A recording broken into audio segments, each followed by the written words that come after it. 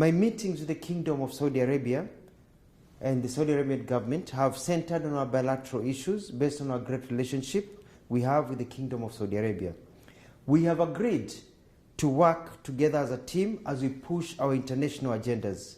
We have requested the support of the Kingdom of Saudi Arabia as we tackle the drought situation facing our country due to the effects of climate change.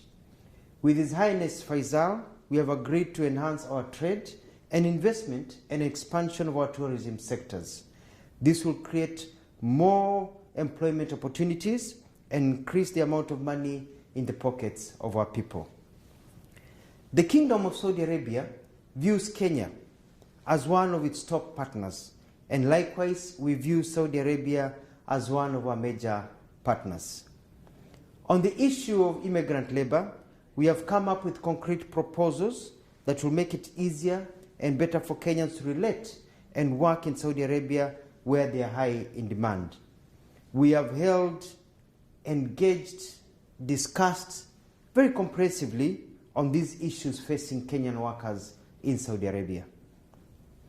Listening to the victims, the agents, Kenyan government officials and Saudi government officials, it is very clear to me that the problems that Kenyans are facing in Saudi Arabia actually do not start here, but start at home. The system is flawed and corrupt, and unless fixed, nothing will change. There is massive corruption in the way Kenyans are prepared to come to be domestic workers in Saudi Arabia. This is a major concern for all of us. This is a major concern for all of us, including the government of Saudi Arabia. We have to break the cartels and streamline the agencies, some of which are owned by prominent Kenyans. We have agreed to work on a modality to get Kenyan labor agencies to have offices here in Saudi Arabia so as to deal with issues concerning their clients, that is the Kenyans they bring here. We will, in collaboration with the Saudi government, flush out illegal agencies and blacklist agencies that do not perform as per the law. The rights of all workers, as enshrined by the laws of Saudi Arabia and Kenya, will be enforced. Kenyans will be protected, regardless of where they work.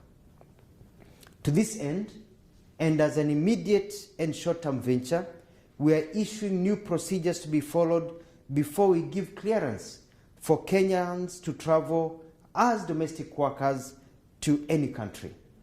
Kenyan immigration officers will also not allow Kenyans to travel out of Kenya to Saudi Arabia as domestic workers without fulfilling the set requirements. This will start on Monday, 7th of November, 2022.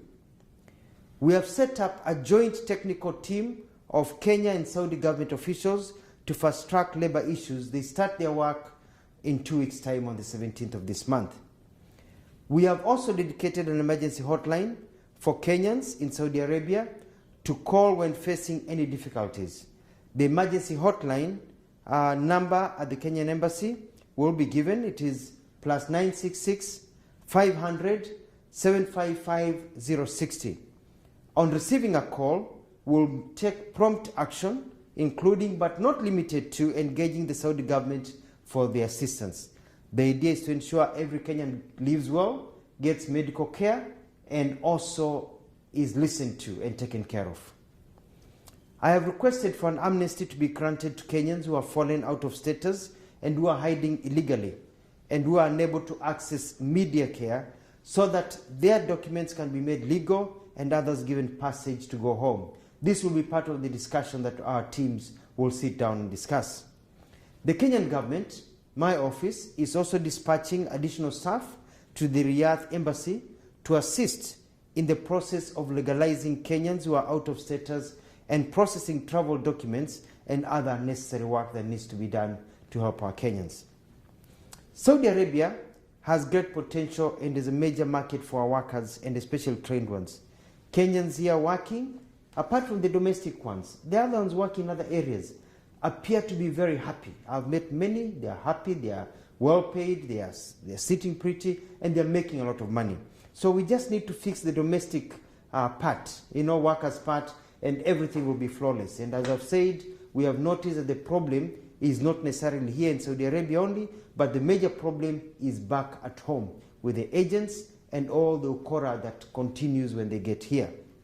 We have requested for an increase of quotas to allow Kenyans. We have many Kenyans who are graduates in hospitality, engineering, nurses, doctors, people in all fields, accounting, to be allowed to come to work here. And they have said they need Kenyan labor. So I'm asking Kenyans, be prepared.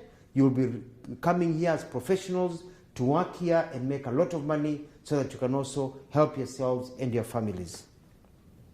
I thank the Kenyans I've met. Kenyans, whether they be agents, Kenyans living here, professional work, Kenyans, domestic workers. I have listened to you. You've been very, very candid. My officials have been very candid. And I want to assure you that you have nothing to worry about. You have the hotline. Now you don't have to relate to just depend on social media. You don't have to depend on your families. You can get your help directly from the Kenyan government.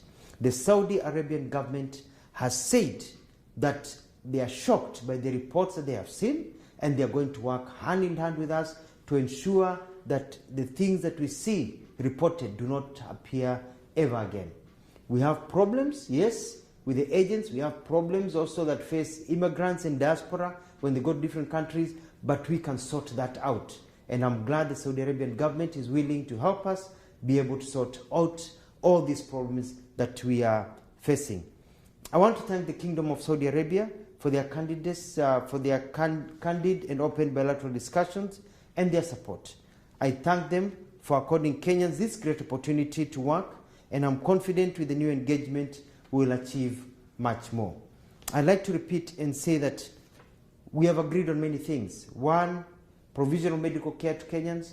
Number two, ensuring that the laws of Saudi Arabia are followed, especially by the agents and also by people who are employers of our people. Number three, we're increasing the quota so that we can get nurses, doctors, engineers, journalists, people who have skills, plumbers who want to work here in Saudi Arabia and make a lot of money.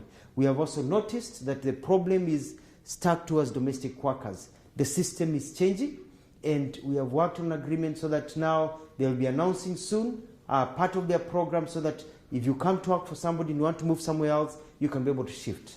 We've worked and talked about people, Kenyans, keeping their passports, and the law says they should keep their passports. The problem are the agencies, and we are going to fix that. We have also agreed that Kenyans, when they want to exit this country, have a right to exit this country, and our embassy here will be processing visas and ensuring that Kenya is able to go. Kenyans who have children, we've come up with a formula of being able to get children to also get permits to be able to leave the country so that people can be able to come home.